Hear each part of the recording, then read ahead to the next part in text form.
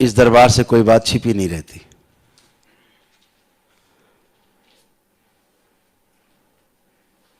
दरबार आपको किसी प्रकार से भयभीत नहीं करना चाहता, लेकिन जो है उसको आप महसूस करते हैं।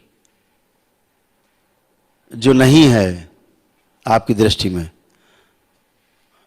लेकिन वो है, और उसी को शिव कहते हैं। जो ना होते हुए भी है, और जो होते हुए भी नहीं है, वही शिव है।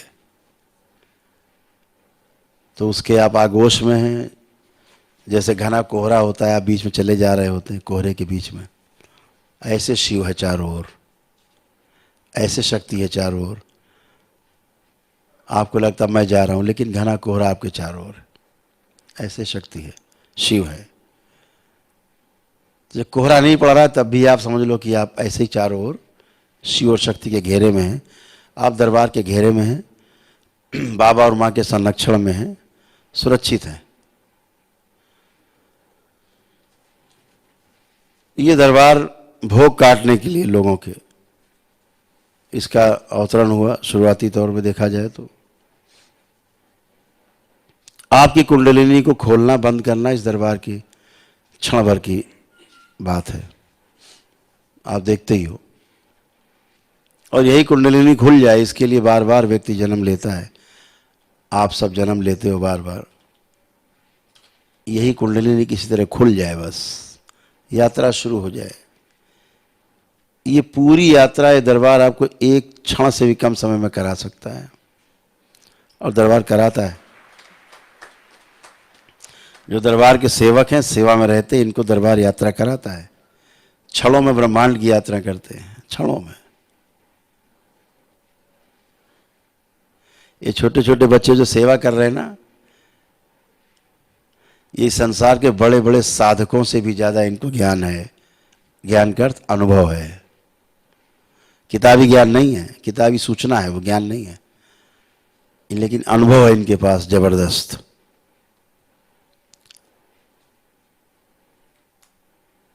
इस दरबार में देवी देवता सभी जितने पूज्य हैं, सभी यहाँ पर उपलब्ध हैं, आपकी सेवा करते हैं, आपकी रक्षा करते हैं। भगवान भोलेनाथ और माँ के होने के कारण ये सभी देवी और देवता सदैव सक्रिय रहते हैं, एक अच्छे भाव से। आप दरबार के गेट में अंदर घुसते हो, कितना भी कलुषित भावना का व्यक्ति हो, अंदर घुसते ठंडक महसूस होती है। एक उसको आनंद का अनुभव होता है, उसको एक आनंद का अनुभव होता है।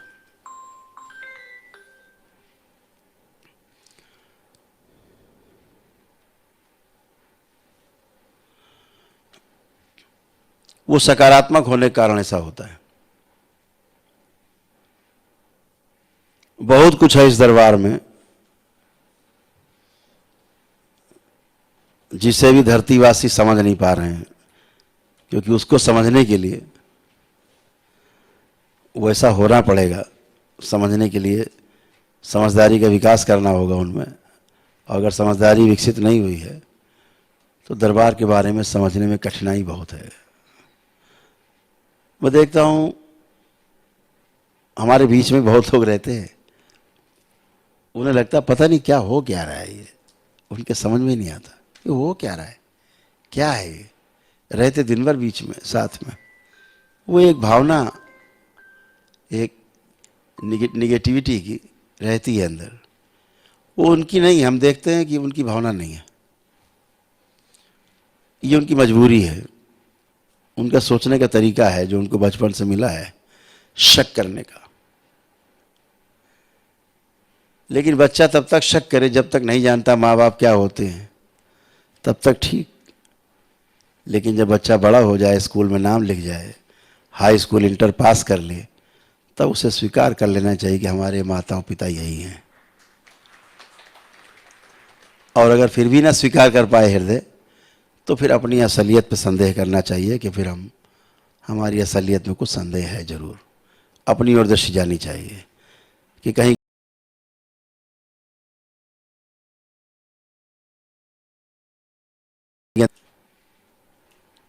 मैं देखता रहता हूँ, अंदर अंदर हंसता रहता हूँ। कि मेरे साथ रह रहे हैं, मेरे साथ चल रहे हैं, मेरे साथ बैठ रहे हैं, उसके बाद भी उनको शंका फिर भी बनी हुई है, फिर भी बनी है शंका, ऐसे कैसे, ऐसे कैसे। मैं देखता हूँ भोग बहुत गहरे हैं इनके, और कहीं न कहीं भोग ले जाके गहरे में इनको डुबोएगा।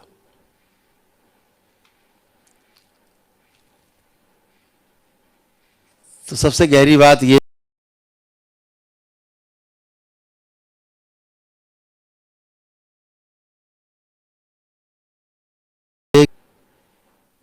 आस्था, विश्वास और श्रद्धा जो है आपका सबसे बड़ा अस्त्र है। जितना गहराई में आपके अंदर होता है, जितना गहरे भाव में होता है, वैसे ही रस रसायन आपकी शरीर में, आपके बॉडी में बनना शुरू होते हैं। शरीर एक पात्र बन जाता है, खिला हुआ कमल बन जाता है, जिसमें ओस की बूंदें टपकती हैं ऊपर से, वो ग्रहण करता है खुला कमल की तरह। अगर बंद कमल है तो ओस गिरे चाहे पानी गिरे, वो ग्रहण नहीं कर पाता है। खिला होना जरूरी है, खिलखिलाना जरूरी है, खिले हुए कमल की तरह। आस्था, विश्वास, श्रद्धा जरूरी है। नसों में उस आस्था, विश्वास और श्रद्धा जितनी दौड़ेगी, उतना ही शरीर और जीवन दोनों उसके पात्र बनेंगे। आप एक उस साधना की ओर बढ़ रहे हैं जो आपको शक्तिशाली बनाएगी, आपके जीवन को शक्तिशाली बनाएगी, और आप इतने शक्तिशाली बन सकते हो कि लोग आपको ईश्वर के रूप में पूज भी सकते हैं, भगवान के रूप में भी देख सकते हैं आपको। इतने शक्तिशाली भी आप बन सकते हो।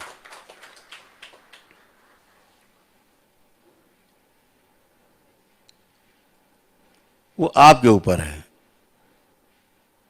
कि आप किधर जाते हो, आपके मन में क्या चल रहा है। क्योंकि सृष्टि बड़ी अजीब है ये, आप जैसा चाहते हो वैसा ही होने लगता है, वैसी ही परिस्थितियां आपके इर्द गिर्द अगल बगल निर्मित होने लगती हैं, और धीरे धीरे धीरे धीरे आप वैसा ही बन जाते हो। अद्भुत है सृष्टि, सोच के देखो। आप केवल सोचते हो, उसी प्रकार की स्मृतियां आसपास जो होती हैं। मान लीजिए आपका अंदर से मन करे कि भोजन नहीं मिल रहा, चुरा के ही खा लें। एक भाव आया सिर्फ चोरी का, एक भाव काहे का आया, चुरा के कुछ खा लेते हैं। तो आसपास जो चोर स्मृतियां हैं ना, चोरी करने वाली, वो सब आपकी तरफ आकर्षित होंगी। सबका जो वो है ना मुंह, जैसे आप इधर हो ना, तो सबका मुंह इधर ही घूम जाएगा। अच्छा, चारा, वाहन मिला, वो सारी स्मृतियां उसी खोपड़ी में एंट्री, चोर वाली। अब इतनी चोर वाली आ जाएंगी कि फिर आदमी चोरी छोड़ डकैती करने की सोचने लगेगा। वो स्मृतियां हैं। आपने अच्छा करने को सोचा तो जितनी भी अच्छाई करने वाली स्मृतियां हैं इस ब्रह्मांड में, सबका आपकी तरफ अट्रैक्शन, और आप में तरफ आकर्षित होंगी, आपको प्रभाव देंगी, और आपसे अच्छा अच्छा और अच्छा और अच्छा और अच्छा करवाने के लिए प्रेरित करेंगे। आप पात्र बनते हो केवल। आप एक स्मृति तो आगे ला के देखो, सुसाइड करना है, कोई ऐसी कोई बात बोल दे, आप अंदर सोचो इससे अच्छा तो मर जाए, ज़्यादा अच्छा है। बस एक स्मृति आपकी बन गई, बस हो गया काम। जितनी आत्महत्या वाली स्मृतियां हैं वो आसपास आपके चक्कर और आप में एंट्री आपके आत्महत्या वाले भाव को और बढ़ा देगी। इतना बढ़ा देगा हो कि आप फंदा अंदर डाल के को लटक भी सकते हो। जो इच्छा करी हो मनमाही, तुलसीदास जी लिख भी गए हैं, वही होने लगेगा। केवल आप सोचो। सोचना कितना खतरनाक है, जरा फिर सोचो। आप हमेशा ध्यान रखो कि सोचना भी अच्छा अच्छा, मैं रोज कहता हूं, प्रतिदिन सबको कहता हूं, अच्छा सोचो, अच्छा बोलो, अच्छा करो, अच्छा देखो, अच्छा सुनो, अच्छे बन जाओगे। रोज बोलता हूं मैं। ऐसा कोई दिन नहीं जाता जिस दिन मैं ये वार्ता नहीं करता, रोज करता हूं। तो अगर देखना ही है तो अच्छा देखा जाए, खराब काहे देखा जाए। बात वही रसगुल्ले वाली। ये एक सज्जन दरवाजे के बाहर जो है हथेली में कुछ खा रहे थे, तो सामने से नीलमणि निकले। उन्होंने पूछा, भैया ये तो क्या खा रहे हो, तुम्हारे हाथ तो है ही नहीं कुछ, ये खा क्या रहे हो? बोले गुड़ खा रहे हैं। गुड़? गुड़ तो दिख नहीं रहा है। बोले झूठ मूठ खा रहे। तो नीलमणि तो ज्ञानी थे, उन्होंने कहा अगर झूठे मूठ खा रहे हो तो भैया रसगुल्ला खाओ, छेना ही ना खाओ, कोई गुलाब जामुन खाओ, अगर झूठे मूठ खाना है तो। अगर सोचना ही है केवल, कुछ करना नहीं, तो कम से कम अच्छा अच्छा सोचा जाए। इतना तो कार्य अपने हाथ में है कि अच्छा अच्छा सोचा जाए। तो जब अच्छा सोचते हैं आप, तो फिर वो इसी सृष्टि आपके आसपास निर्माण शुरू हो जाता है। आपने सोचा कि हमें तो सब तंत्र दीक्षित होकर के तंत्र में, और फिर तंत्र की सारी शक्तियां हमें अर्जित हो जाएगी, उसके बाद फिर हम दरबार वरबार लगा के कायदे से फिर हम ठोकाई करेंगे पब्लिक की, है ना। जहां ऐसा सोचा बस उतने ही भर के रह गए। आपकी जो प्रगति है वो थम गई। प्रकृति देख लेगी, ओह अच्छा इतने भर के लिए हो, ठीक है लगाओ दरबार करो, वहीं अपना छूछा करते रहो, उससे आगे नहीं बढ़ोगे, जाम। और अगर आपका लक्ष्य बृहद है,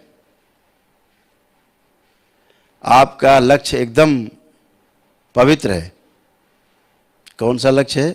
हमें सेवा करनी है। बाकी तो सब बाय प्रोडक्ट है। शांति हो, चाहे धन हो, सुख हो, कुछ भी हो, वो सब बाय प्रोडक्ट है, वो सेवा से निकलता है। पता है आपको, इस दरबार में जब हम चिकित्सा करते थे,